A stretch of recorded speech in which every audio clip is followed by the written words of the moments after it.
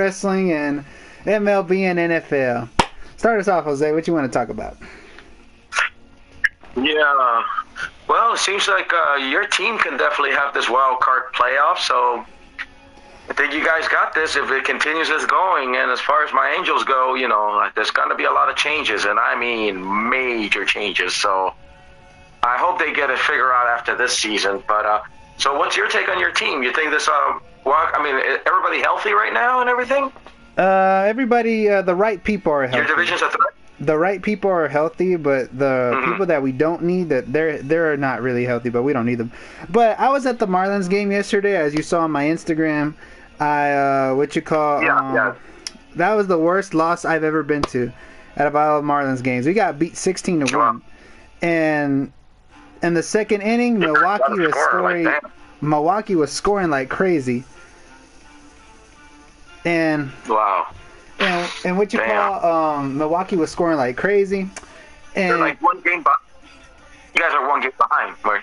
Yeah, and one game behind, right? Yeah, and the next few we beat Milwaukee today 5-4, and I wish that we could have beaten them. I wish we could have beaten them last night, but unfortunately we didn't. So it is what it is. But what else I was gonna say?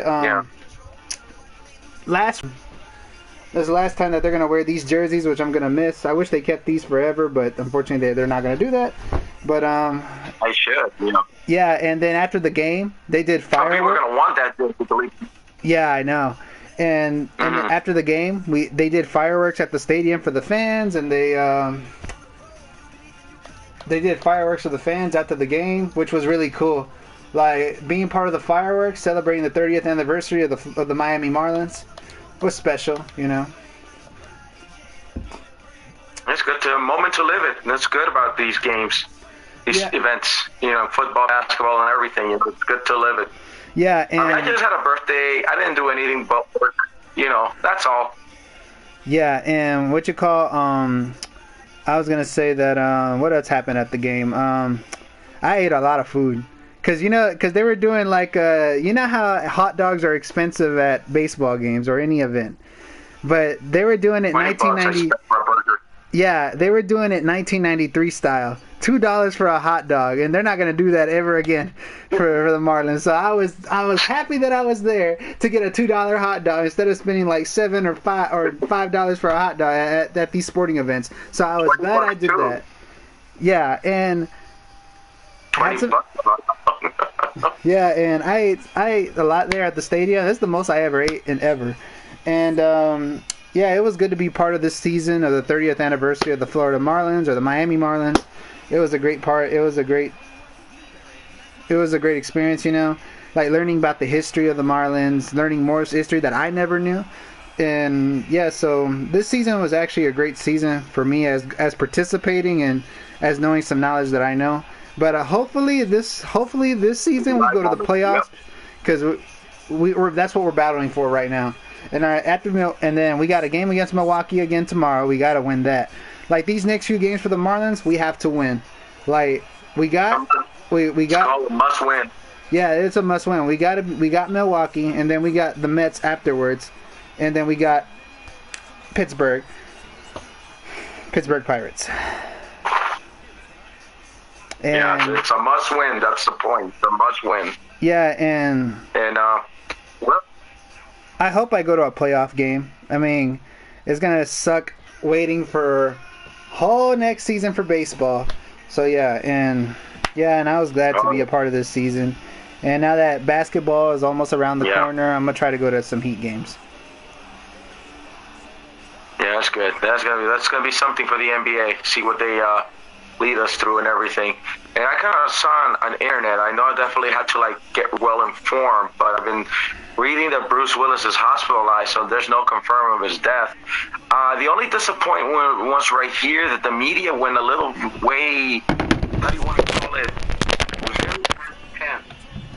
And honestly, if the confirmation of his deceased, you know, it's not to confirm, why is the media more on knuckleheads, or people are just mentioning it past tense? Can't even say it like they did it with Hacksaw Jim Duggan, Facts that Jim Duggan is hospitalized, speedy recovery and prayers, you know, things like that. So yeah, I know. I think, you know, compare the podcasters or something. But the only thing I can say is that the only legit media that can really tell you this good scoop, even though as nosy as they are, but they are legit, I would say the TMZ, you know, channel, you know, the TMZ guys. They are more legit more than anything. I mean, they're nosy, but, you know, their details are very legit, you know. Yeah, they are. They are legit, and sometimes I used to think they were fake. At first, I thought they were faking Kobe Bryant's death, but they didn't. Yeah, I mean, they're nosy. People have the way they criticize them, but it's legit, guys. So, any viewers that whatever you guys see, get yourself well informed too, because they were thinking that it was a hoax. But you know, all we know that Bruce Willis is how you call it, hospitalized. Nothing's confirmed. So, no prayers to them and the family, and we hope something. It's a good thing that the King and Duggan, you know, are out of the hospital. Very strong guys, but you know, we wish them the best. You know, and anyway, now another topic, Miguel. Oh, by the way, man. Yeah, and before at the game, when I was at the gate going into the game, they gave out these posters that says "Get Wild, Miami, Battle for the Postseason." It's sponsored by Pepsi, and everybody was holding these signs up. But once we got blowed out, people put them down. Anything by fan base there. Yeah. But I just had a birthday. All I did, guys, was just chill and work. I forgot. Happy birthday, Jose the Ocho. Yeah. How are you turning? Very cool. Here's one shout out. I did get a shout out from Jasmine Laura. She inboxed me and gave me a little shout out because I remember the last birthday I had was at LA Fan Fest, so I had to like remind her back in the day, hey, you were my birthday gift on that meet and greet, remember? And then, you know, bring it back a little, put little picture on it. And JWO posted me a birthday card with the Mountie, so I go, hey, put the Mountie over. I go, so that's cool, you know. And then wrestling guys started did the same thing. They gave me the other talent, but yeah, I go, next time, Jasmine, please. I go, trying to put her over. Unless if you're investing her with somebody else, then give me somebody else. I go. Mm-hmm. But yeah, it was just chill, you know, like another day. But I had to recharge my phone because everybody was giving me too many shout-outs, like early birthday, and belated birthday. So really crazy. Yep. So here's another topic that we need to share, Miguel. 1 second. Hopefully our viewers are. Yeah, give me 1 second. Are we good? Yeah, give me 1 second. Are we good with the signal? Yeah, we're going. Yeah. We're going to signal. Just there's something I gotta do right quick. Give me 1 second. Yeah, go ahead, because this is going to be an important topic to me. Very important topic, everybody.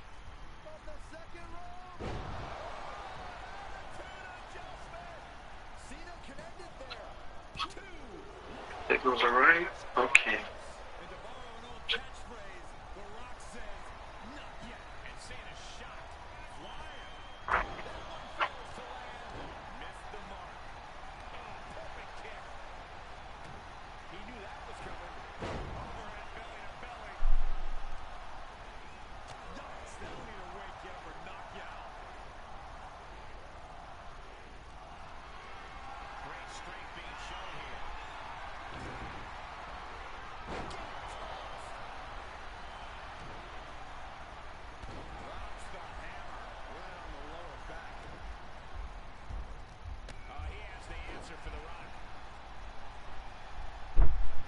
All right, I'm back. All right, okay, let's get this topic, because this is a little important topic. I'll say that, you know. Go ahead and bring it up.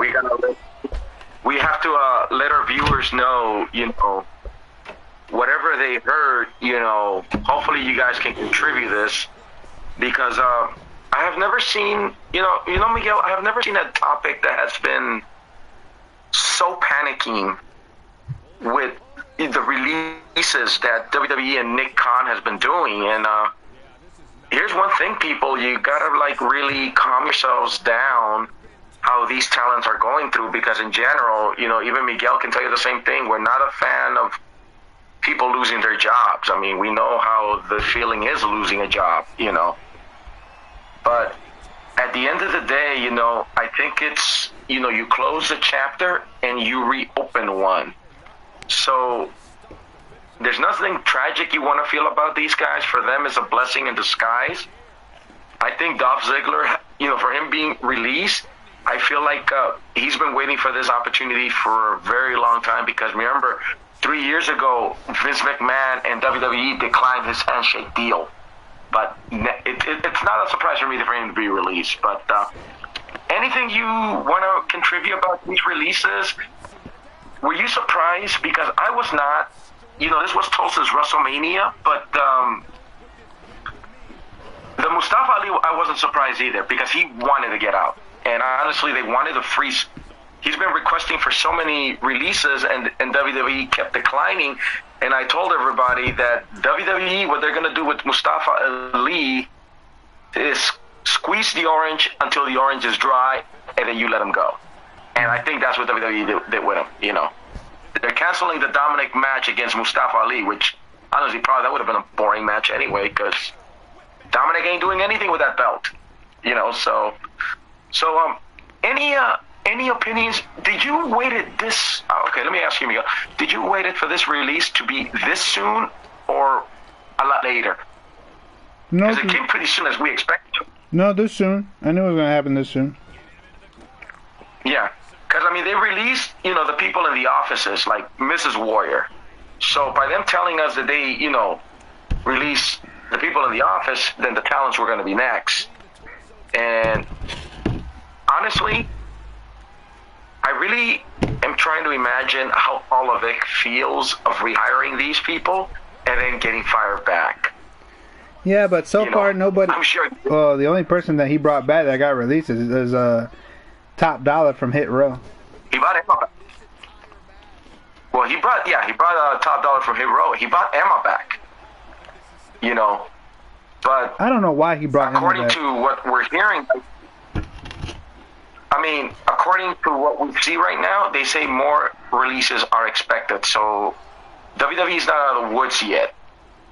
And the only thing I can say about these releases, it is a blessing in disguise to some of them, because they know that people like Tony Khan or other organizations are ready to pick up the phone and talk to these guys if they do want to work. Because I feel like if NWA, if Impact or New Japan hires them, these guys already have a spot. Anybody that has a WWE recommendation, you can go anywhere. So it's not the end of the world for the talent. Oh, yeah, absolutely. So if I'm only in these viewers or these podcasters, knock it off, guys. That's really. what I have WWE status. They're not going to have a problem finding a job in the independents or conventions or nothing like that. They're not going to have a problem with that. Yeah.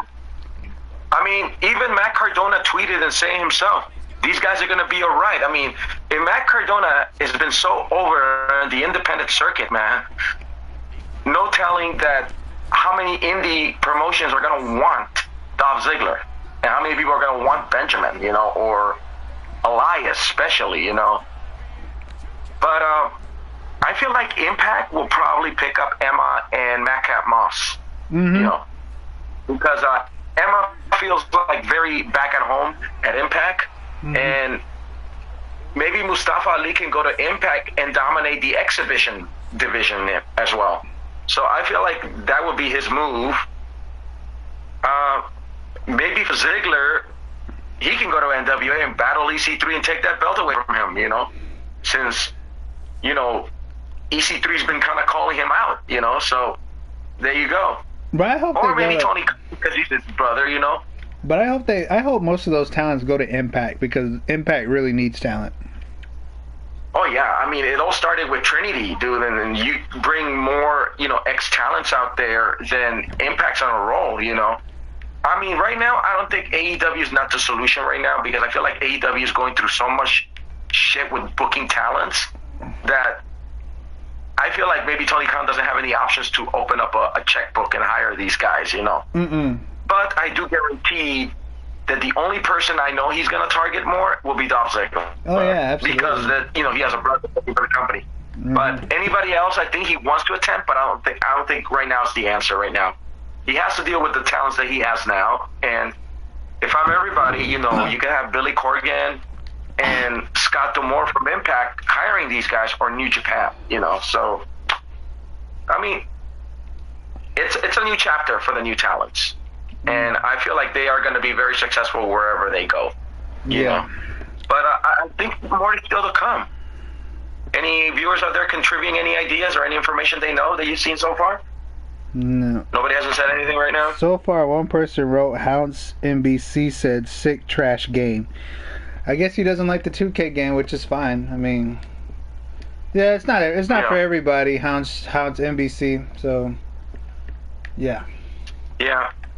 And, you know, and honestly, you know, I think for Jay Cargill to go to WWE, if that's official or not, I need to get on that right quick. Yeah, go ahead. Is AEW before you start? Yeah, go ahead. Is AEW? I can't believe AEW is about to let her go. I really can't believe that. If AEW lets Jade Cargill go, you gotta be kidding. I mean, I think they are gonna let her go, but you gotta be kidding me, man. Yeah. It's almost like if WWE intercepts her, it's almost like saying WWE is throwing it to Tony Khan's face. That's what it is. Now, here's the thing that we always say about WWE. Here's what I always say about WWE. WWE is 50-50 recommendation-wise. Yes, if you work for WWE, it's the best reference of all. Now, my other 50 is, guys, WWE is not for everybody. That's what I keep telling everybody. This person... If the chairman doesn't have anything for you, it's not for you. Exactly. That's all it is. Like, I keep telling people, everyone bitches about how this person's not getting pushed, how that person is not getting pushed. I keep telling people, not everybody's made for WWE. Not everybody is made to be WWE champion, or hell, even Intercontinental or United States. I keep telling everybody. It's not for everybody. That this is the problem. Most talents focus on the 5-star matches. You gotta do more than 5-star matches, man. Like Hogan, Austin, Macho Man, Warrior, all these guys didn't focus on that. They focused on entertaining and having the promos and the mic skills and having the entertainment and their character factor. That's what's mainly important. That's what a lot of wrestlers are not getting, and that's what a lot of smart marks are not getting, that the in-ring match is not the only thing that's going to get you there. Do you agree that after John Cena left WWE, there just hasn't been anybody that can pull promos and everything? I mean, yeah, you got Roman, but there just hasn't been anybody after John Cena. Cody Rhodes can pull promos. But look where they have Cody.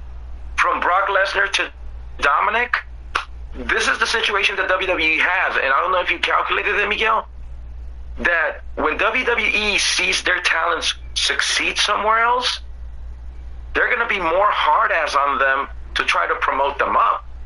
So I don't know if this is the thing that WWE is doing to Cody. Are they playing with Cody on this one? Are they screwing him? Are they misleading him? You know, because he was somewhere else and successful. Now you want to come back here. And then WWE is probably telling Tony Khan, look, we got one of your guys, so I want to stick it to your face, you know? And he was talking shit outside of WWE about them. Like, he's trying to pull off a DX going to WCW Monday Nitro. Remember he did that with the Young Bucks and the Elite and with Sammy Guevara and those guys? Yeah, like... Yeah. And you could. It looks like they're aiming... I'm not going to be surprised if he challenges Roman at WrestleMania. Yeah. But there's still... And if he wins, it's not going to matter. Yeah, I know. But, yeah, I know it's not going to matter. Yeah, I know. And it's not going to move the needle. And here's the question. If Cody wins, then what, Miguel? Then what? But you know who I honestly like to beat Roman for the title? And they think this guy should win the Royal Rumble? LA Knight. Oh yeah, I would not mind him at all. I'm invested in him. The guy's very, very over. Why not? He's kind of. This is a chance what you got. Yeah. He's kind of like The Rock, mic skill wise. He's like The Rock. Like, you just like his sarcasm. You just like how he talks. So that guy is way more over than Cody. Why not just go with him to beat Roman Reigns? But but some fans want to see Cody finish the story. But I think the story's going to be a change of plans because he's going against his cousin, The Rock. And honestly, but The Rock versus Roman, the story sells itself. This is who is the head of the table for the Anunnaki and the Bloodline. There are no championships involved in this, I tell people. This story sells itself. You know? Agreed, but at the same time, The Rock said it recently that the match at last year at 39 with him and Roman was going to happen. It was locked in, but he pulled out in the last minute. So I honestly, but I don't think that's going to happen. Do you agree that if The Rock and Roman go at WrestleMania 40, isn't them to make endeavors look good at the 40th anniversary to pull a good main event number-wise? Because it's a little political. Absolutely. And we know The Rock and Roman are going to bring asses on the seats, going to move the needle. So I feel, since I know some people don't do politics, but I got to definitely hit you guys on this one. It's a business, guys. They see the 4-0. They see Philadelphia, the highest marketing. Here goes, guys. This is going to bring, business-wise, it's going to make endeavors look good on their first year. That's how I see it. And then the story sells itself. You know? Do you remember The Rock and Rocky at Monday Night Raw with the statue? People are going to start chanting Rocky, and maybe Rocky Balboa is going to make an appearance, you know? Sylvester Stallone might make an appearance. So, it all makes sense right there. But political, business-wise, it's all because to make a number, because it's the 40th anniversary of WrestleMania. Not only that. Right here, you know what? You got. But have you seen that they forgot about Cody? Yeah. Have you noticed that? Yeah, I have noticed. I've noticed that. Like, and when The Rock came back to SmackDown last week, a couple weeks ago, I believe. I still can't believe that The Rock came back and. Did it surprise you? But at the same time, did you feel surprised? Yeah, hell yeah, I was surprised. Think about it. Like, I was surprised too. Yeah. It's still questionable if The Rock is gonna wrestle this year at WrestleMania against Roman. It's still questionable, and it's still questionable that's gonna happen. Who knows, you know?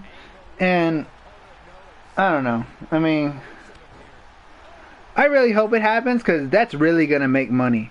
That's gonna really make money. That's what we're talking about politically. Yeah. That's because gonna you can forget about Cody in the story, guys. Because when The Rock was brought up, there was no Cody acknowledged mention, guys. So any smart mark or anybody in the network, guys, you can forget about Cody. Maybe unless if you want to do a dream match, Cody versus John Cena that everybody was talking about, do that. If Cody wants to get himself over. Mm-hmm. Now, what do you think? What do you think of that rumor, Miguel, about Cody versus John Cena? This is my. That's the part.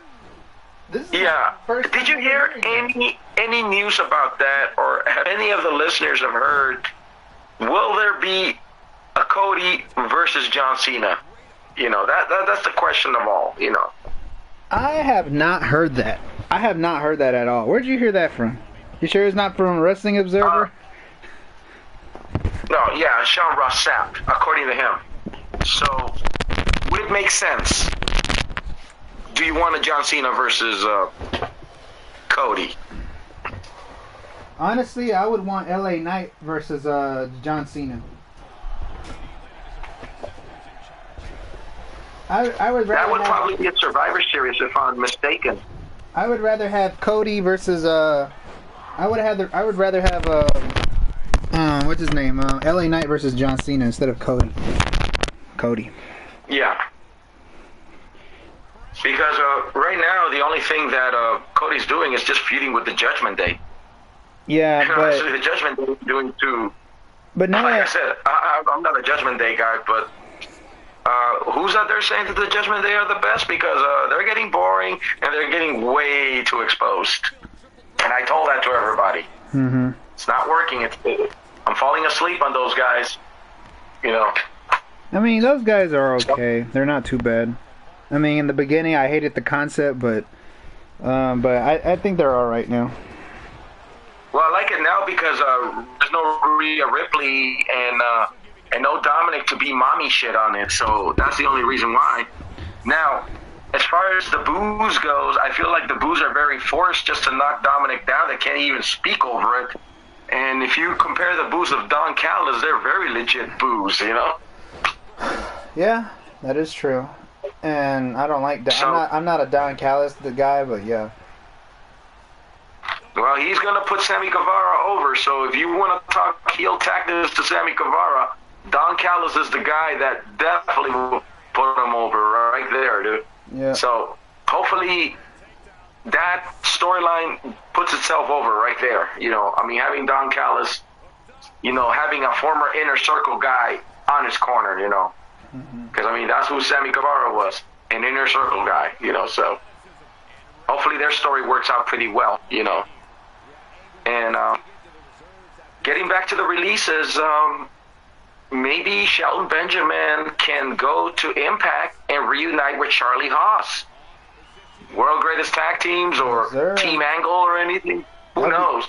I mean, who knows what is in the mind of Shelton Benjamin right now? You know. What do you think? I do hope he goes back to reunite with Charlie. I mean, that would be good for him. Or he could go to ROH, even though it's owned by Tony Khan, supposedly, but he could still go to ROH. Yeah. Yeah. I mean, I wouldn't mind to see the World Greatest Tag Team reunion in Impact. Because honestly, you know, if you have served Charlie Haas from Raw to SmackDown or just WWE in general, when they give him all these individual bookings, it doesn't work for him. But when he unites with Shelton, he's very over. Have you calculated that? With Shelton and with Charlie Haas, you know? I mean, Shelton can do good by himself and a tag team. Oh, but yeah, absolutely. Charlie Haas, without Benjamin or without Team Angle, he's nothing, you know? And then after a while, when Shelton got drafted to Raw, they keep putting Charlie Haas in random tag teams with random people. Like, they put him in a tag team with Rico. They put him in a tag team with Viscera. They were legitimately not doing nothing for him. And yeah, for people in that category, we're gonna consider it a Marty Jannetty.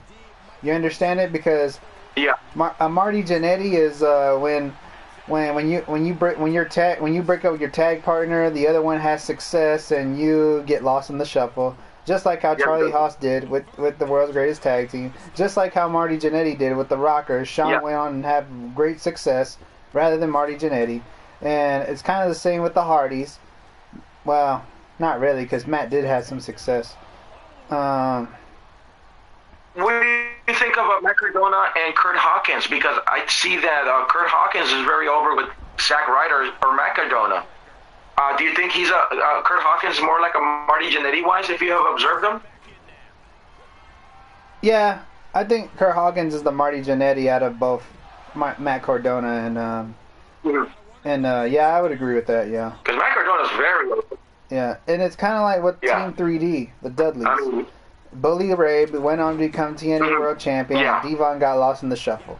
Devon, Bully Ray, he's been so successful as an individual and as a heel because he sucks as a babyface, honestly. Yeah, I don't like him as a babyface. Maybe as a babyface with the Dudleys, but with him as Bully Ray, no, I don't like him as a babyface. No, it doesn't really. Yeah, it doesn't fly either. And another thing is too. Here's another release too that definitely I was not surprised with. What's the name of the one that he was in the corner of Nakamura? Played the guitar. Damn. Rick Boogs. I never followed him a lot. Rick Boogs. Rick Boogs. Yeah. Rick Boogs. Where do you think he'll go? Because it seems like when he was there, they didn't know what to do with him. And then you had McAfee out there trying to put him over, standing over the counter and playing the guitar or something. So yeah. And then at WrestleMania, he hurts himself against the Usos, and Rick Boogs was never hurt. So I think him being released, I think it's the best move at all. Maybe he'll start fresh wherever organization calls him or in the independent promotion. I mean, I really can't answer too much about Rick Boogs because I never followed him, and so I really don't have any answers for him. I mean, I feel bad for him to be released, but at the same time, I feel like a lot of companies are going to call him up because he is a big guy. He's well built, so I'm sure, other organizations can call him up. But in general, it's really hard for me to answer about Rick Boogs because I never followed him. So I don't know. What do you know about Rick Boogs? I mean, did you follow him anywhere? From NXT or anything like that? I did see him once in Tampa. When him and Shinsuke Nakamura were together, and he used to play the guitar for Shinsuke's theme song. I did see him in real life, and then the only thing I can remember about him and Shinsuke when they were together was getting a tag team title shot at WrestleMania 38, night 1. Yeah, I remember that one. Against the Usos. I mean, that's the only thing I can remember about him. And then after that, he got injured. We haven't heard from him for a while. Yeah. Anything that you've seen before he got involved in the main roster? Anything you followed him about that? No. Or how much you know about him? No, that's all I pretty much know about him. Just him being paired up. Oh, yeah, but when he got back from injury, they put him in a program with LA Knight, but that didn't really go anywhere. So... Yeah.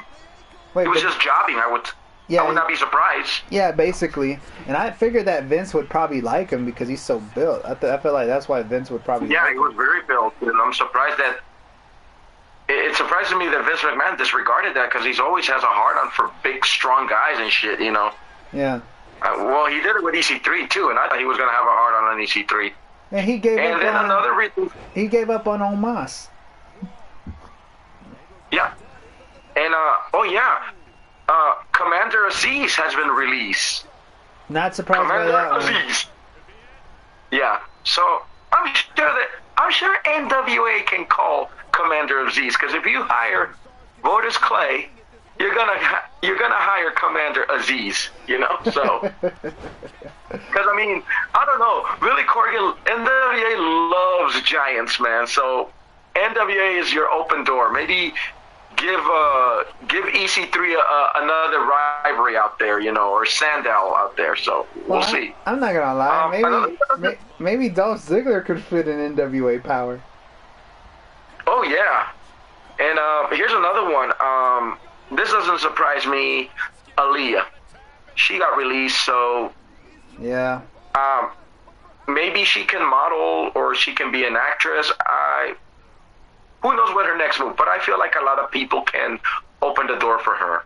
Now, the only part that I did not disagree what they did to Aaliyah is when her and Raquel Rodriguez were the tag team champions, and they couldn't wait to the pay-per-view to lose the belts. That's what Triple H kind of messed up on that one. Gave it to Damage Control right away, Yeah. And Raquel and Aaliyah, their championship was just cut very short. Yeah. So anyway, getting back to this question, how do you feel about Paul Levesque feeling so bad right now that he rehired people and Vince is back in power? Well, sometimes I feel about Vince Miguel. Is not... I feel like he doesn't. I feel like he doesn't know his father-in-law too well. What he can be capable of it. But I mean, yeah. What's your take on it? What do you know? But now that Endeavor's owns the majority of the company, I'm pretty sure they have the higher power to make business decisions over Vince McMahon and Paul Levesque. So I don't know. It's kind of hard to tell at the moment now because now that Endeavors is going to make decisions for WWE, hell, they might not even let Cody Rhodes beat Roman Reigns. Who knows? And I mean, it's going to be a little hard to tell who's booking what or maybe this is what Endeavors is doing. They're putting Vince McMahon fully in charge of WWE, even though they own it, even though that they can make higher power decisions than Vince now. So the only person that has higher power in WWE is Endeavors. So we'll see what's gonna happen. And in general, you know that Vince McMahon and Endeavors, they're friends for 20 years. Yeah. So, I mean, in general speaking, no matter what, I don't think Triple H has no say at all. And probably he never did when Vince came back. So, no way, and people need to pay attention to this, no way that Vince McMahon is going to give up WWE. No way that Vince McMahon was going to give WWE to Paul Levesque. Is giving up on it now. He just sold majority of the company to Endeavors. Endeavors just sold. It owns more of the company than Vince does now. So I never thought this was going to happen, but apparently it happened. But here's the thing about Vince. He's like a happy man because he knows he has a big fat check by the end of the day. You know? I mean, with Vince has always been money. Yeah. So by the end of the day, he's not empty-handed. Mm-hmm. And people don't see that. You know, it's like, guys, it's not gone, man. He's around. He's a happy guy. You know, he's getting his little royalties. He's got money that probably doesn't fit the accounts already right now. What do you think? Yeah, he does. He's a billionaire. Yeah.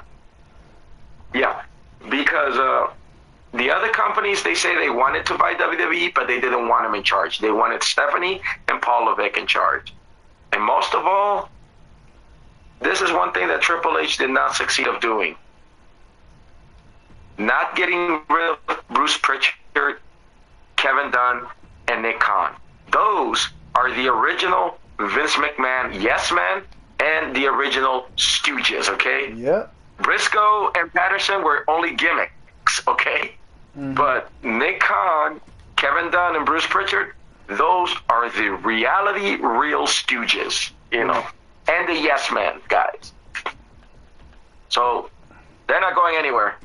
Yep. I don't care what Triple H says, but these guys are bulletproof, and so is Vince.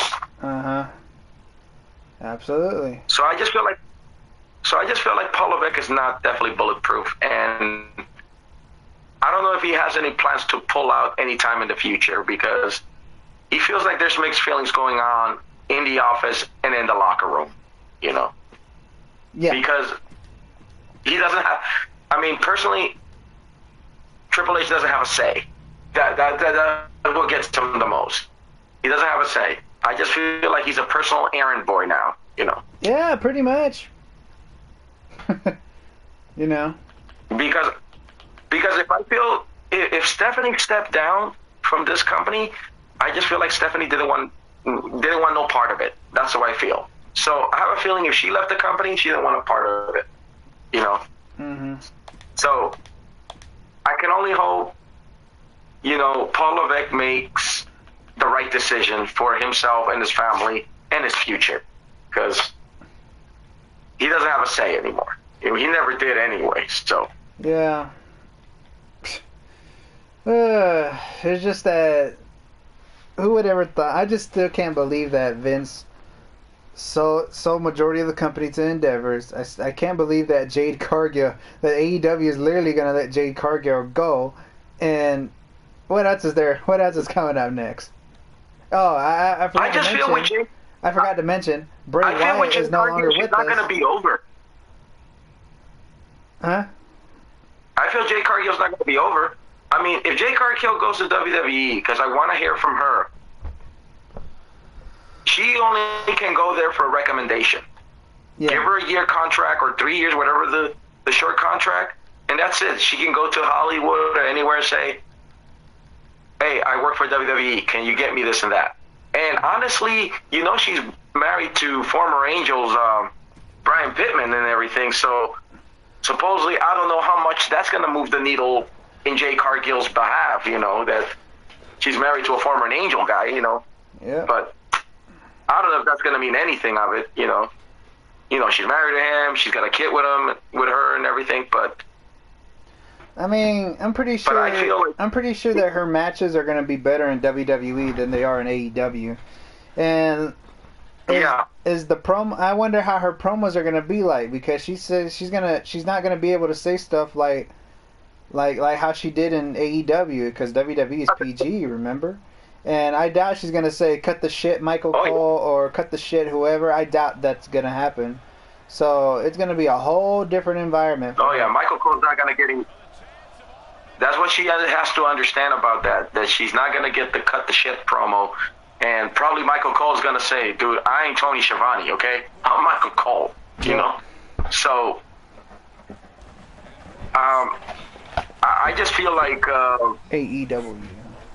Like I say, if Jade Cargill says that she's good friends with Mercedes and Trinity, I would suggest that she should have lunch with them and sit down and listen what they got to say. Yeah, but I don't think she's going to do that. They work WWE. They experience WWE. And, I mean, I'm not saying they're going to obligate her, but they should know that what's best for her career. Yeah, now, absolutely. And in general, I just feel like WWE just wants to stick it to TK and say, hey, look, I got one of your girls. First I got Cody, now I got Jay Cargill. Oh. You think something like that? Of course. But by the end of 2023 or the beginning of 2024, a lot of AEW contracts are going to be expired.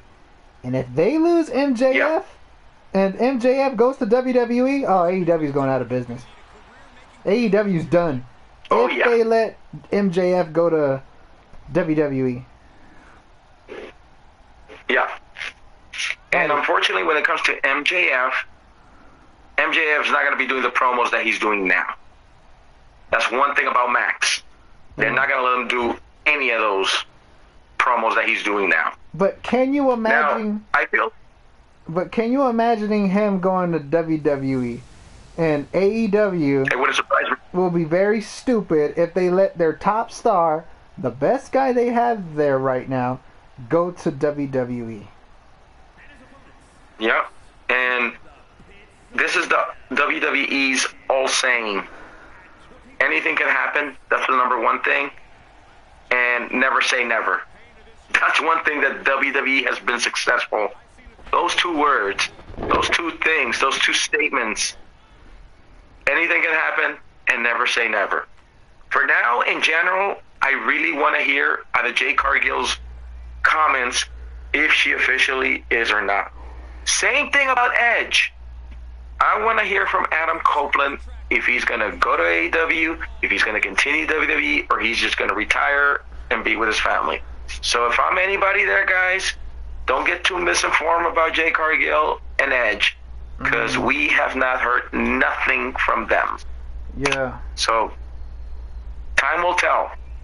Let Edge's contract expire, and when Jade Cargill feels like talking, I really want to hear from her. Yep. Because the only people that she knows in WWE is only William Regal and Cody. You know, that's all, you know. Yeah. Because she worked with Cody and William Regal, you know. Yeah, and it's going to be very interesting. Like, all right, who knows? I mean, she might have a way better career in WWE than she did in AEW. Yeah. But as far as MJF, and she said in the beginning. But would you agree that if AEW lost MJF to WWE, you think that would be their biggest loss ever? Oh yeah, absolutely. Because this is the face of the company. Yeah, and MJF, he's your world champion.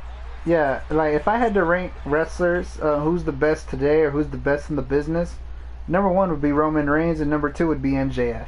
Two, if you're gonna push a young talent, they better get back to work on Theory. They really need to get to work on them, because you just had him at the WrestleMania with John Cena, and then what happened? Really, nothing. I mean, AEW has MJF, and WWE now has Theory. Now, I don't know, having a promo against The Rock, I don't know, was that a situation to put Theory over to try to, you know, reinvent him? Have him go head-to-head with The Rock? Yeah, probably. What do you think when he bumped in with The Rock when you saw that promo? Yeah, I would think so. And him Hell, what you call if you put The Rock in the promo battle with either him or Grayson Waller or LA Knight, it will definitely elevate those guys and probably get the guys even more over. Oh yeah, especially LA Knight to have a promo with The Rock. Yeah. That'll be a good promo because remember, LA Knight got passed to a good promo with The Miz, and The Miz can throw coward heel promos a lot, you know. Yes, he can. So that's a very good first round that LA Knight did, getting past with The Miz. Mm-hmm. You know, I mean, I love The Miz as a coward heel, but I don't like him as a babyface. Same. Babyface does not go with The Miz. Mm-hmm. You gotta keep him at his heel thing, you know. And you know, speaking of The Miz, he made a comment that he said that his best mid-card Intercontinental Champion match he had was with Dolph Ziggler, and I do believe it because I've seen Dolph Ziggler and The Miz having some good feuds. Yeah, what do you think? I remember The Miz TV on SmackDown. He was bringing up his past. He was bringing up how on everything, and he even had two guys of the Spirit Squad came out, and you know Dolph Ziggler was part of the Spirit Squad as Nikki. And yeah. Kenny Dykstra and Mikey had to come out, and yeah, like that was like those two segments were actually entertaining, and they were so nostalgia. Yeah, and they had a good feud, and they really told the story, you know. Yeah. By bringing two ex-Spirit Squad members, you know, to just make the story look sense. Yeah. But yeah, I do agree with The Miz. Him and Ziggler had a very good feud for the Intercontinental Champion, which they gave the Intercontinental Champion some importance out there. So. And speaking of Intercontinental Champion, what do you think about Gunther being the longest reigning champion, beating the Honky Tonk Man's record? I heard that the Honky Tonk Man was cool about it. Oh yeah, that's one thing. So Gunther's worthy, but what I'm not liking, I don't want Imperium to break up. Because I've been seeing that Gunther's been like eyeballing on Giovanni Finji, jobbing out on him. Yeah. And somebody from the booking is ruining to have that group to break up. I don't want Imperium breaking up. I mean, Gunther's so good with Ludwig Kaiser and Giovanni Finji, the trio's right there, man. Mm-hmm. I don't want them to break them up. Really. And Giovanni Finji, if you followed him, he's a very good, talented guy. I just don't know why they're not really opening him up, you know? Yeah, he is. Giovanni's good. Yeah. It's like, damn, give him a chance, but I'm just sick and tired of people jobbing him out, you know? Yeah, but Ludwig Kaiser is the upper hand on him. He's like a mouthpiece. He's like, ladies and gentlemen. But he's a good mouthpiece, though. Ludwig Kaiser? Here's Gunther. Yeah. I love Ludwig Kaiser, dude. Ladies. Do you think that... I don't know. Chad Gable... I love Ludwig Kaiser. Yeah. First Spilled Milk, and now Ludwig Kaiser. Oh, I forgot about Spilled Milk. And speaking of Spilled Milk, did they came back a couple weeks ago? Not too long ago? Well, oh, yeah, they're just pulling promos, dude. Yeah. Because if they're out, you know, and if they want releases, you know that WWE can definitely freeze their contracts. And that's what Damage Control is doing.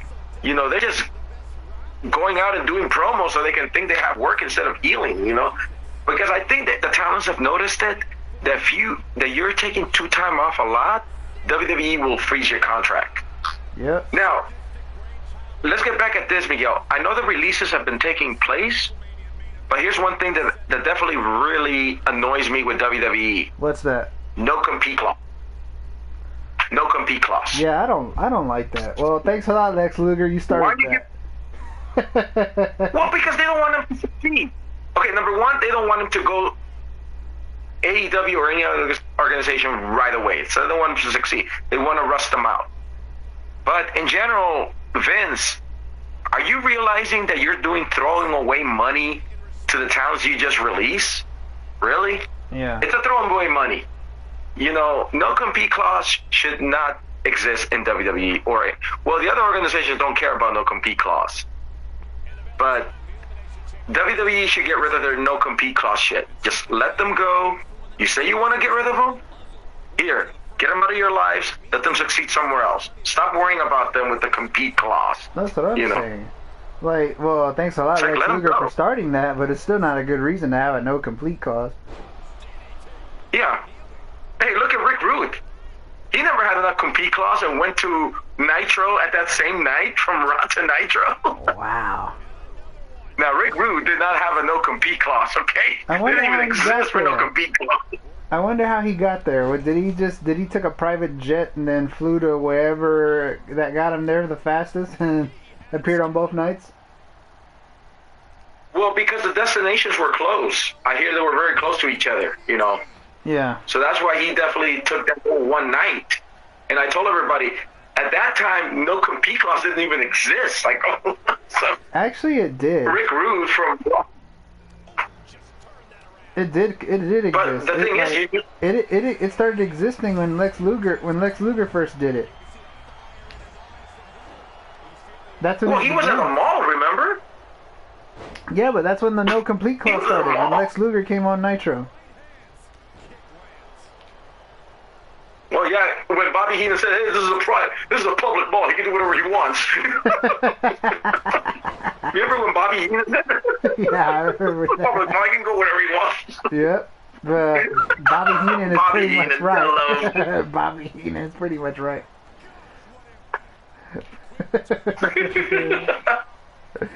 Yeah, and yeah. You know what? You know what I thought, Miguel? That I thought this no compete clause started when Vince was releasing them and everybody was going to AEW. I thought that's where the whole no compete clause began.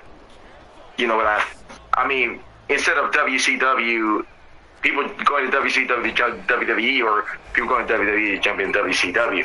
Mm-hmm. I mean, I just never noticed it, or either I just disregarded no compete clause at that time, you know. But right now, no compete clause is a big deal, you know. Oh yeah, absolutely, it is a big deal. And you know, and what else I wanted to say? Do you think Chad Gable is gonna beat Gunther for the Intercontinental title? I think he can. But right now, I didn't like the defeat that he had against Bronson Reed. Yeah, that's the thing. Like, that's the reason why I don't think he's gonna. I think that's what I think that's where they give up on him now. They're not gonna have. He's not gonna beat Gunther. He clearly lost to Bronson Reed on Raw, so it wouldn't make sense for him. It would be stupid if they actually let him. If they make him lose to a Gunther. No, if they that's gonna put him lost in the shovel. Yeah, if they make Gunther beat. If they make Chad Gable beat Gunther for the belt. So I don't think it's gonna happen. So, and I keep telling these guys the other day. You ever heard of I'm part of. I was on a podcast with Brian and. Ever heard of the show Family Time Wrestling that's on Instagram? That Brian is part of? I'm not in, but I heard about it. Yeah. Yeah, I've been on there a few times, and I keep telling. I think so. Yeah. I told those guys that it wouldn't make sense. Why, if Chad Gable is gonna beat Gunther for the Intercontinental title, why did he lose Monday night to Bronson Reed? It won't make any sense. It's gonna hurt his momentum. Yeah. Going into that. And then the question is, where does Bronson Reed go from here? Yeah, I won't be surprised if they release him. I probably would not even be surprised if he gets released tomorrow. Yeah, I won't be surprised if he gets released. I wouldn't be surprised if he's released. Yeah. Hey, but he had a great because they don't have any different. Well, he did so good in Impact in New Japan that I really don't understand why definitely Triple H decided to hire him. But opportunity. WWE's in good hands. I don't think so, man. Yeah, right. Vince McMahon came back, guys, in good hands. Please don't start with that. Yeah. And I would not be surprised if Gargano and Dexter Lumis get released again. Yeah. You know. But really. I hope they don't release Indy Hartwell because you don't have anything. They haven't really gave her a chance. It didn't make sense for her to get drafted on the main roster, and then she had to relinquish a title. That made no sense at all. Yeah, but I don't know why they went for that. I feel like Indy wants to reunite with Steph Danlander because, I mean, they're very good friends, and she does see her matches, and maybe she wants to join Steph Danlander. Wait, because, I mean, she is very over with Matt Cardona. I thought you said Persian Parada didn't like being a tag team with her. You told me that when you met her at the Wrestling Guys there, you said that Persian Parada didn't really like being a tag team with her. Who was that? I don't remember. Persian Parada, Steph Danlander. Not that I know of. That was Persian Parada in WWE? Steph Danlander? Yeah. That was her name in WWE. No, because remember, it was you told me that when you talked to her about being a tag team with Indy, you told me that she didn't like it. Yeah, I don't know if I can recall that. It must have been a long time ago or something. Yeah, it was the meet and greet that you went to. I mean, you know they're friends in real life. Oh, yeah. Wow. Well, it's probably because Danlander's very over, you know? Yeah. Oh, did you know that, that what's his name, Jackson Riker is going to be a deputy now? From the Forgotten Sons, the guy that said those hate remarks and shit like that? Yeah, he was also... Wow, that's going to be interesting. He was also Gunner in TNA. Or Impact Wrestling, whatever you want to call it. Yeah, he was an Impact. Yeah. But honestly, for the bullshit that he got involved with, it's like... I just feel like nobody wants to acknowledge him, and neither is Steve Cutler, because, you know, he's their world champion at Impact, so he's not going to acknowledge him. Nope. I mean, he's very over with Bully Ray, you know. That's the only thing that's keeping Steve Cutler good. And besides, he's married to Peraza, so that's put him very over, you know. Yeah. He was very cool. I met him, like, he was at the Wrestling Guy store along with Peraza, and oh, nice. You know, yeah, he was very cool. Yeah. I mean, the meet and greet that we were gonna have with Peraza was gonna be by herself, but then she kept on postponing and everything. But I think what David told Peraza, say, why don't you bring your husband along?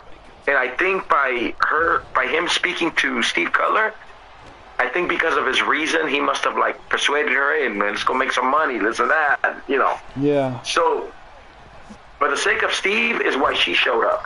Because of him, not of her decision. Or either it was kind of one of those things that maybe Peraza was not very big on meet and greets. Because, you know, you have, I don't know, when you went to WrestleCon, or if you know all these talents, there are some talents that are not very big on meet and greets. What do you think? Yeah, it's like that. And what you call, I did meet Peraza at WrestleCon in Dallas. She was kind of quiet. I didn't really talk to her a lot because she was just quiet, and yeah, and I didn't really knew much about her, so there was really nothing I could say to her. Yeah, it's like this today. Today I missed a meet and greet with the Green Ranger's daughter, Jennifer Frank. Yeah, I think. She's gonna be at the Power Ranger convention in Orlando. Yeah. I didn't go because I have no idea who she is. Yeah, you're the Green Ranger's daughter, but it wouldn't make sense to me to just go meet somebody that I don't know and I can't invest. I haven't even seen her, so I told her, but I'm not going. So, I mean, no offense to her. I mean, I know she's successful, but I can't meet anybody just I don't know. Yeah, you're the Green Ranger's daughter? Yeah. Duh, you know. So, I declined that meet and greet today, you know. Yeah, But tomorrow I am guaranteed, because I already paid for it, I am guaranteed to see Tyler Breeze. So he's scheduled to be at JWO tomorrow. Nice. So that'll be cool. You know, I said definitely see his take on, you know, what he's going to do next or anything. So it'll be cool to meet Tyler Breeze. I don't think he's going to get a big pop, but might as well, you know, give him some support and see what I wouldn't mind meeting him. Yeah, he seems like he's pretty. He looks like he's very talkative. So we'll see what Tyler can give us tomorrow. Yeah, I wouldn't mind meeting him. But I am invested November 22 when Eric Rowan's going to come. Even though I'm still looking for my mask, my lamb mask that I don't know where I misplaced it, but I do want to see Eric Rowan, you know. Bro, a lot of people are going to be there for Eric Rowan. Yeah. See, this is what I told JWO. I think this is one of the smart moves you did to pick him, because who knows if WWE is going to sign him the next day. Yeah. And I don't know if they want to build... Do you think it would make sense to build a tag team with Braun Strowman, Eric Rowan, 2 Wyatts left for the honor of Bray Wyatt? Do you think some storyline like that might be possible? Absolutely. I hope that happens. I hope as soon as Braun recovers, and if they are going to consider bringing Eric Rowan back, then yeah, you got the Black Lamb and the White Lamb right there, the 2 tag team Wyatts left, you know. I mean, you lose Luke Harper, then you lose Bray Wyatt, but then you got these 2 guys. You got Eric and Braun, you know, so. Yeah. But the sooner the better, I will get Eric Rowan, because I will not be surprised if they sign him in the next day after the meet and greet, you know. Yeah, I met him once in Dallas, and I asked him, how's he holding up ever since Brody's death, and he said he's doing good. He said life goes on, this and that. And he really loved Brody as a brother. And I feel like him and Brody have better chemistry than they did with the Wyatts and Braun. Oh yeah, the Bludgeon Brothers. Remember when they defeated the Usos at WrestleMania 34 in New Orleans? Was it 33 or 34? 34 in New Orleans. Which WrestleMania was that? 34, right? Back in New Orleans, yeah. Yep. I felt like right there that Eric Rowan was very over with Luke Harper, you know. So. But it will be good to see him. And now, Alicia Fox is going to be postponed till November. We were supposed to have Alicia Fox this weekend, but it's postponed because there's just too many meet and greets going on in September right now. So they're going to try to kick it in where there are no meet and greets, and when it's a very clear time for her to definitely come over, you know. So I think they're going to do it before LA Comic-Con comes in. That would be the best move to do. So somewhere around November, who knows when they're going to schedule Alicia Fox. That will be, right now, the Wrestling Guy Store has postponed it right now, but they have not finalized the day, so we have to keep our ears open on that when we see when Alicia Fox runs over. Mick Foley is still scheduled for October 8th. Yeah. It sucked that it was supposed to be Mick Foley and Terry Funk, a Cactus Jack and Terry Funk reunion. But that would have been cool. Since we know that not going to happen, but Mick Foley will still be there.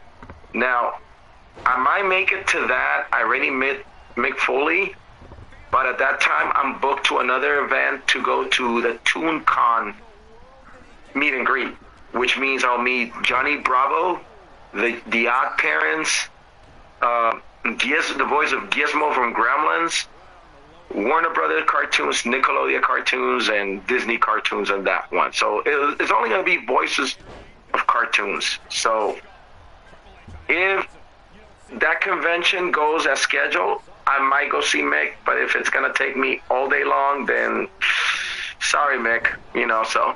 Yeah. Who knows? But, I mean, I wanted to ask you. You know, sometimes I get... Go ahead. I get my feelings that, why am I going to see him again if I already saw him, you know? So I don't know. Yeah. So I'm keeping that as a question mark. I mean, I was looking forward to see him with Terry Funk, but like I said, you already know the change of plan already, so. Yeah, rest in peace to Terry Funk. And, Terry Funk, yeah. And here's one thing I want to ask you. Do you think Drew McIntyre is going to turn heel? Oh, yeah. Deserves it every single way. And I think it's going to go with him. And if WWE does what they're supposed to do, goddamn, you owe it to him. I want him to win a championship in a live crowd, dude. It just feels very bad that he won it in an empty arena, man. Yes, he put WWE over in an empty arena, man, during the pandemic. Yeah. And WWE, I'm going to say this. You owe Drew, people. You owe him that. Bro, Drew McIntyre is one of my favorites right now. And guys, really, WWE, you guys really owe Drew McIntyre. And I would rather want him to beat Roman instead of Cody, but that's not gonna happen. And what you call? I wouldn't mind if he wins the Rumble next year. I don't know about you, but I wouldn't mind if he wins the Rumble again. I wouldn't mind if he wins the Rumble either. I mean, the guy never got a chance to perform in front of a live audience, and he can wrestle. He has charisma. It's just that the only problem with Drew, his promos are not good. Yeah, but this is gonna be a good storyline. Yeah. Him and Jey Uso. Yeah, it is. Let him continue that feud, because that it makes sense that he can say, "You cost me a championship." Makes sense. What do you think? He was like, he's gonna be like, "You cost me a championship. You made my life a living hell, and you and your brother always used to jump me a lot every week on SmackDown while I was trying to kick your cousin's ass for the Universal title, and then your other dumb cousin that cost me the title at Clash at the Castle." Yeah, so it makes perfect sense, but at the same time, if I was Drew, I wouldn't help Jay. I would just definitely defeat Jey Uso and that's it, and then after that, just finish that story right there. Yeah, but but do you think that? Because I just feel like the storyline that they got scores to settle. That's what I feel. Absolutely, yeah, they have scores to settle, and it's gonna be very interesting. That storyline's gonna be really interesting because I like the.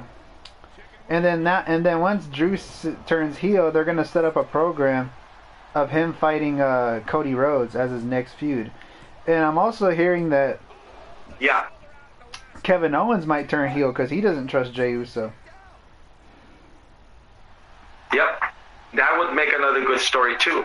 And speaking of Drew, getting back to the Drew, let's not forget, Miguel, there is a change of plan with Drew because there's not going to be a tag team with him and Matt Riddle since we found out that Matt Riddle got released. And I'm glad that... That's another limbo that needs to change. You know what I mean? I'm not happy and there won't be an RK Bro anymore. I'm not mad that... If Randy Orton comes back. I'm just glad that tag team is not going to happen because that tag team makes no sense. But I did not want Matt Riddle to get released.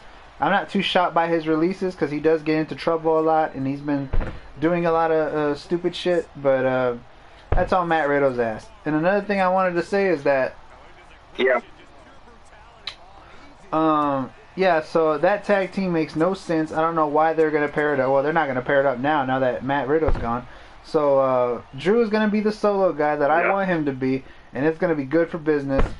If he turns heel, goes back to the Scottish Psycho.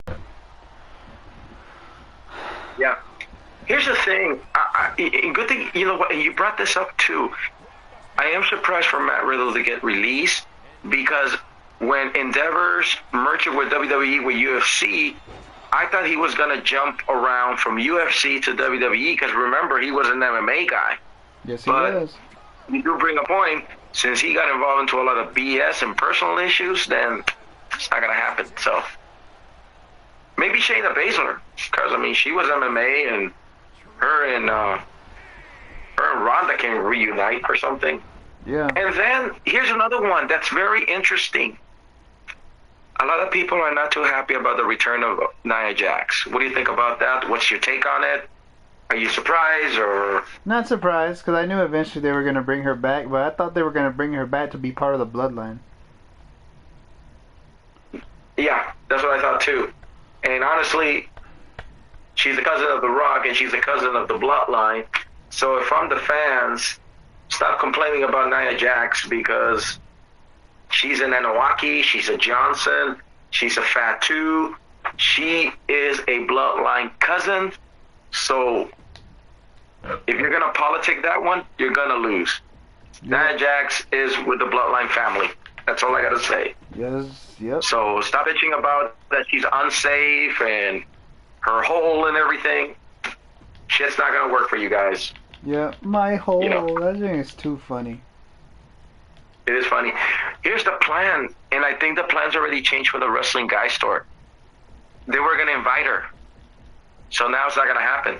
Yep. Because he spoke to Nia Jax at the WrestleCon. And I don't know what kind of like happened. Then either they couldn't find a schedule or no negotiation. So I don't think we won't be getting Nia Jax at the Wrestling Guy store. You know. It had to be because she's now back in WWE. I don't know. Yeah. And the thing is, when you're back in WWE, you can't do a meet and greet at all. I mean, the negotiations are way too pricey, you know. JW already turned out Brandy Rhodes. She wants about 30 grand on her meet and greet. Can you believe that? She is not worth even close to that. Really? Yep. Brandy was asking to a lot, and she's out there saying, "Oh, I'm married to Cody." Okay, and you were a terrible in-ring performer. Why the fuck should I pay $30,000 for you to come over here? Yeah. Yeah, she was a terrible. She was a terrible wrestler. So they just said to her, "Nice knowing you. See you." You know. Yeah, pretty much. Yeah. Like. Because she came up that. You know, Brandy came up with that situation of her, you know, her being married to a Rhodes. And? So what, dude? You weren't a great wrestler. You were a terrible wrestler. The reason why AEW put you in the ring is because you're married to the American Nightmare. Yeah, you're married to a Rhodes.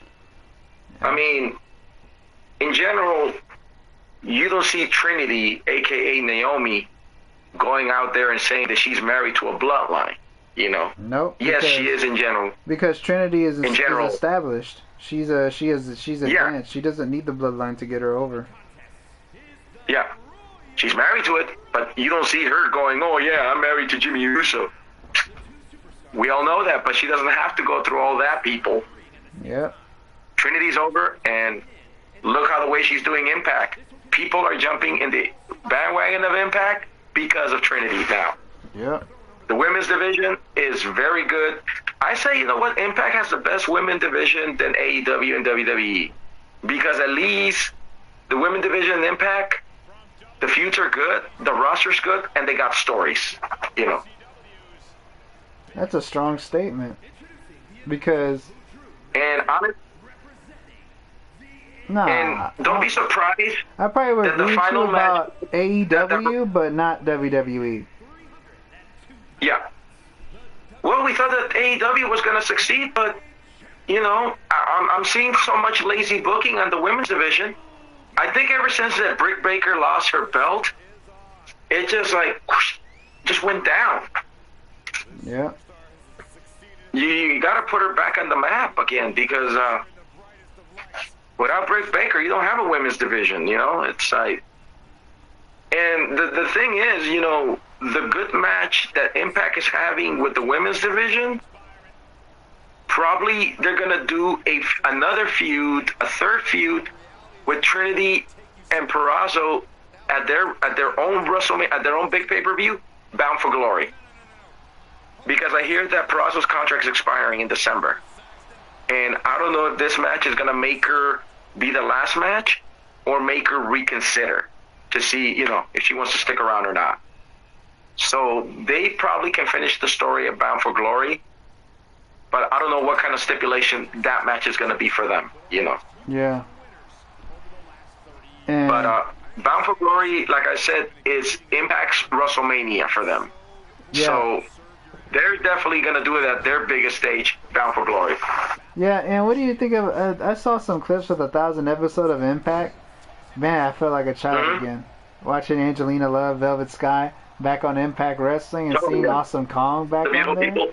Yeah, the beautiful people. Oh, yeah. I grew up with that. I feel like Trinity wants to challenge Awesome Kong. I mean, if she wants to put herself over and give the belt some importance, I think this is her chance. I mean, I just feel like Trinity's got nothing to lose. But I thought Awesome Kong was done with the business. Remember NWA Power? Well, you said that was her last in-ring matchup? Yeah. But who knows now? You know, sometimes these people change their mind and they come up with the never say never.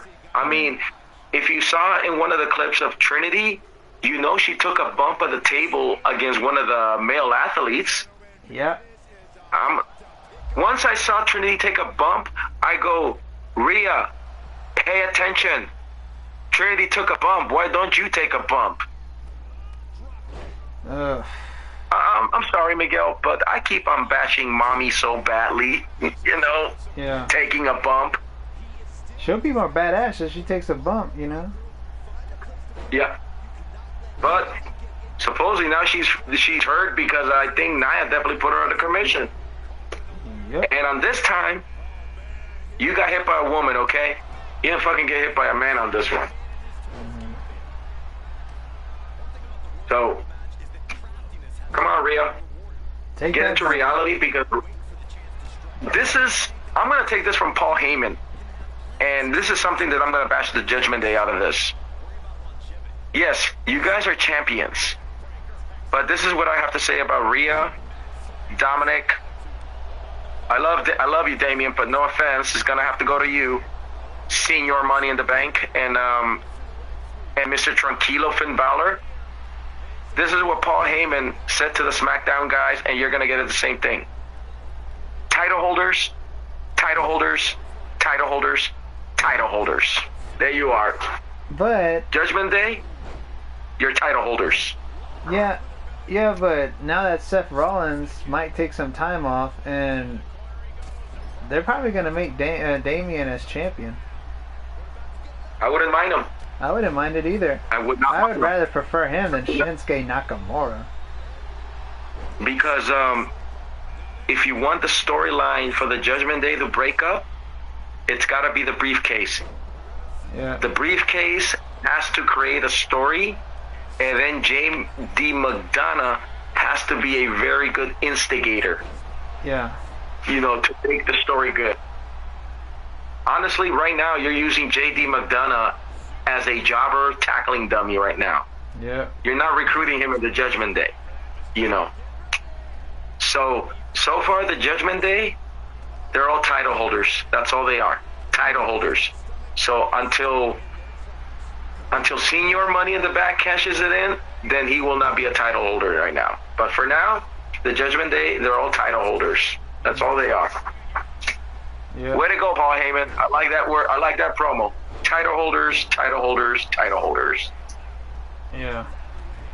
And I gotta give that to Paul right there. But I hope that Damian Priest cashes in instead of Shinsuke winning. Like, do you see Shinsuke as a main eventer? I don't. No. I don't picture him. And I don't think he's gonna succeed this one anyway. Nope. This is just a warm-up for Seth Rollins, you know. Yeah, pretty And much. honestly, the story will be finished. Yep. Finish that story. And what you call? I can't wait to see what's gonna happen. Wait, what's the next pay-per-view? I think is what NXT has No Mercy. Fastlane, I think, is the last one. I think, or no? What's it called? I haven't really been keeping up with all these pay-per-views yet. Yeah, so. me neither. But I think they do have a pay-per-view very shortly. Yeah.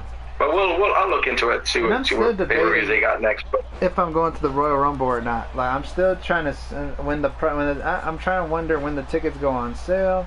I'm wondering how much it's gonna cost, because if it's at a ridiculous price, I'm not going. Yeah, and as far as Samoa Joe and MJF, they need to finish the story. That's all I gotta say for Samoa Joe and MJF. Yeah. They gotta continue finishing their story. You know. AEW came to Tampa not too long ago, and but I couldn't go. And bro, I didn't even find out that AEW was in Tampa until the day of. Mm-hmm. Well, here's another thing that got to my attention too, because some of these marks have been bringing this up, that they say that CM Punk wants to sue AEW. And I say, haha, bullshit, it's not happening. I don't think that's happening. I have never heard that, and I don't think it is going to happen. And it's not going to happen because Tony Khan and Phil Brooks have made an agreement. They signed it, and there's not going to be no lawsuits. And honestly, Punk doesn't have a case. And I tuned into Eric Bischoff's podcast, and they were saying that CM Punk doesn't have a case because Tony Schiavone is very good with lawyer connections and political stuff. Yeah. So he told Tony Khan to do this and that. So any smart mark, it's not happening. He's not suing Tony Khan. He's not suing AEW. Phil Brooks does not have a case. And just for the he record, made an agreement of his accountability. It's not happening, people. I don't care if you don't do politics or not, but this business is political. Either you agree with it or not, guys. I'm just doing that take on it. And here's another thing I wanted to bring up is that Survivor Series is going to be in Chicago. All these idiot smart marks thinks that CM Punk is going to show up. CM Punk is not coming back to WWE. Yep. It's not happening, people. So like, why would he can live 2 houses down. You think that Vince for the stadium, McMahon, you know?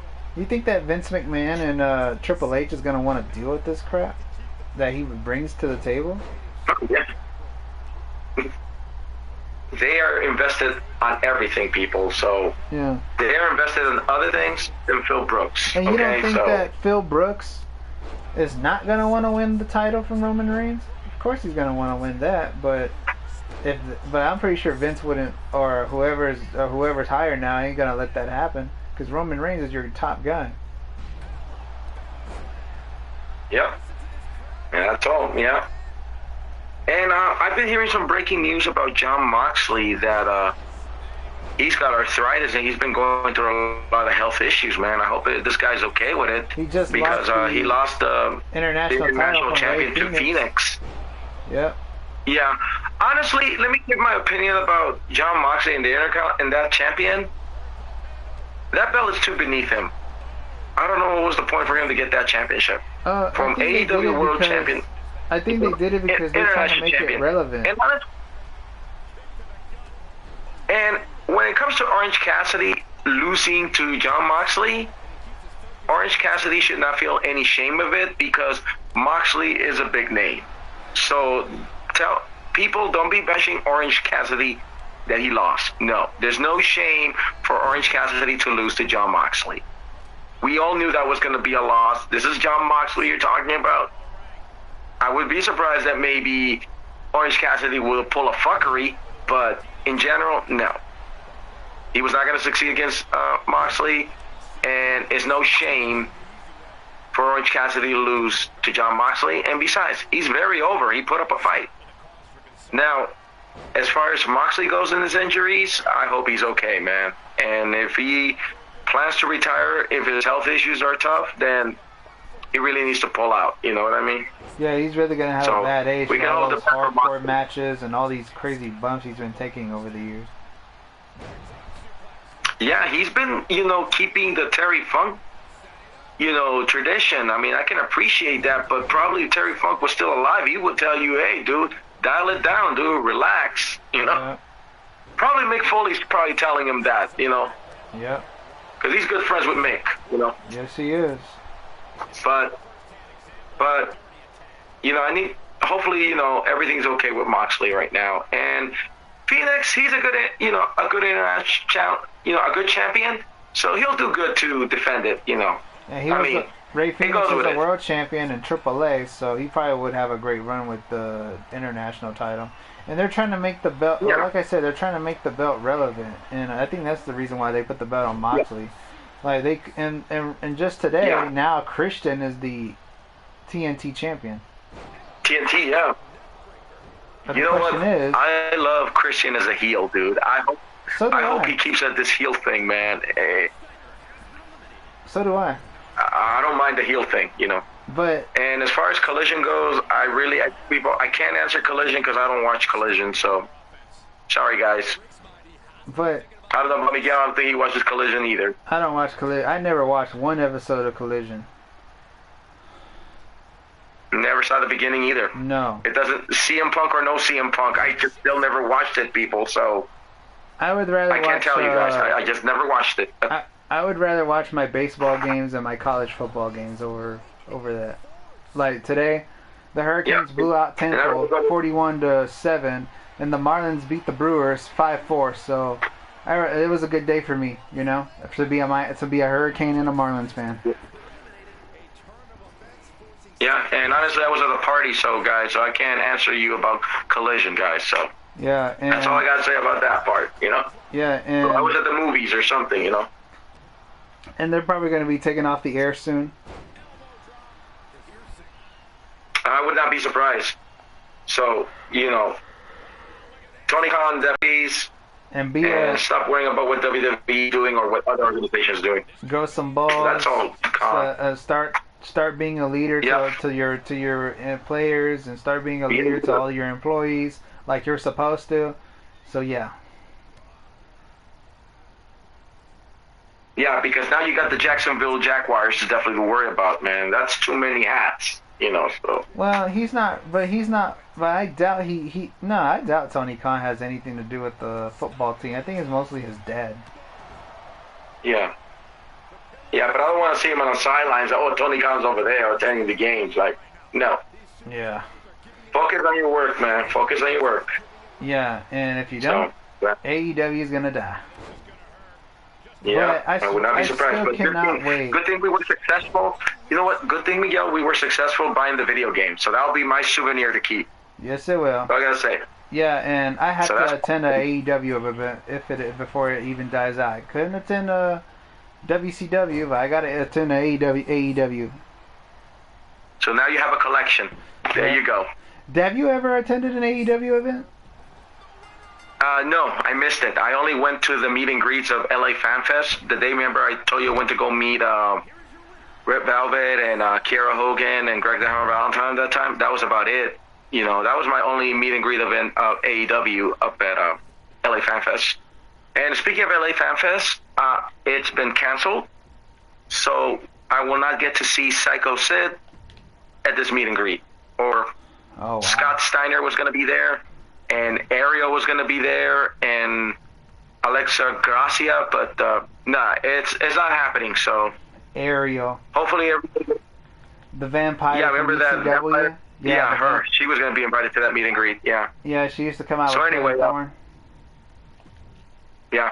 So anyway, that's been canceled already. Who knows what's going to happen?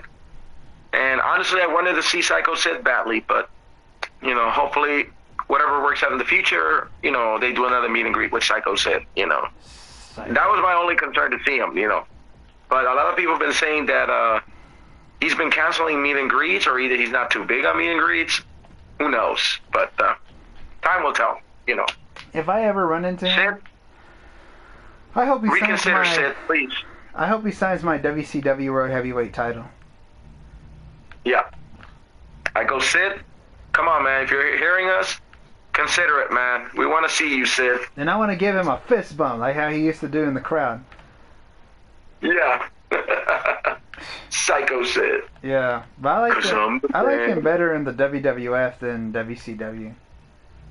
Yeah, he would say this promo. He's like, "'Cause I'm the man that rules this world." Yeah. That's how he goes. Yeah, but he sounds serious there, and he was a legit psycho.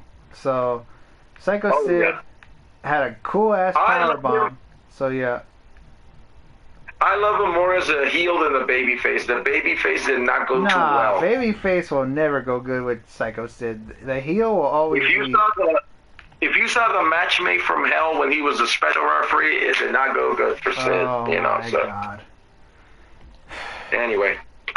Well, we're going to wrap this up because I'm running out of juice. Anything you got definitely to say or anything? Or you're going to be attending any games going on this week? Well, all I got to say is I hope the Marlins win these next few games to go to the playoffs. And I hope I go to one of the playoff games. And I hope I go to the Royal Rumble. That's what I'm hoping for to attend. So, all right then, Jose, the Ocho, us, and MTG Gaming. Yeah. We would like to say goodnight to all of you who would join us. Shout out to the 3 people that's on here. So we'll try to be here almost every once a week. So we'll try to be here every week. Whenever we have the opportunity, guys. Because I have a lot. You got anything to share? Hit it. Yeah. Yeah. So all right then, people. Well, I'll see you guys then. I'm gonna go see Tyler Breeze. I'll maybe do a selfie. So we'll see, man. All right. All right, people. MTG Gaming. Man. Jose the Ocho out. All right, man. Hey, wait. One